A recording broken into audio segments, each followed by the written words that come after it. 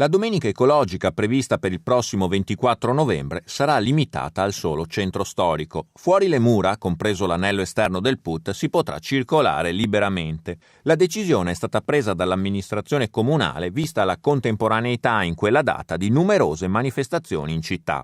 Casugana sta valutando insieme alla società di trasporto pubblico di aumentare la frequenza delle corse dei bus dai parcheggi fino in centro e sono allo studio anche ipotesi di rendere gratis i biglietti dei mezzi pubblici o dei park. L'iniziativa, ha spiegato il sindaco Giovanni Manildo, diventerà una sorta di esperimento di pedonalizzazione del centro storico con l'obiettivo di sensibilizzare i cittadini verso la mobilità alternativa. Il 16 marzo, invece, verrà attuato il blocco totale del traffico in accordo con Padova e Venezia. Di certo la misura sarà applicata nei 3 capoluoghi, ma l'appello ad aderire è rivolto a tutti i comuni delle province, dove naturalmente la viabilità consenta l'operazione. A Treviso proseguono anche le limitazioni alla circolazione nei giorni feriali per ridurre lo smog. I primi dati, sia pur parziali, dimostrano una riduzione di PM10 nei giorni di stop alle auto almeno non Euro 3, come spiega il vice sindaco Roberto Grigoletto. Abbiamo iniziato lunedì 28 e 52 erano i microgrammi di PM10 per metro cubo di aria.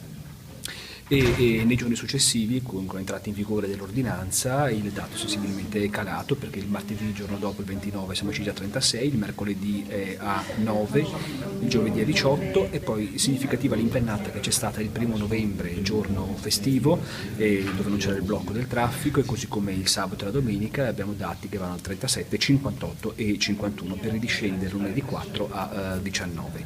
Devo dire che non sempre ha piovuto lunedì 4, ma ad esempio mercoledì 30 non pioveva, non era coperto e il dato è sceso a 9.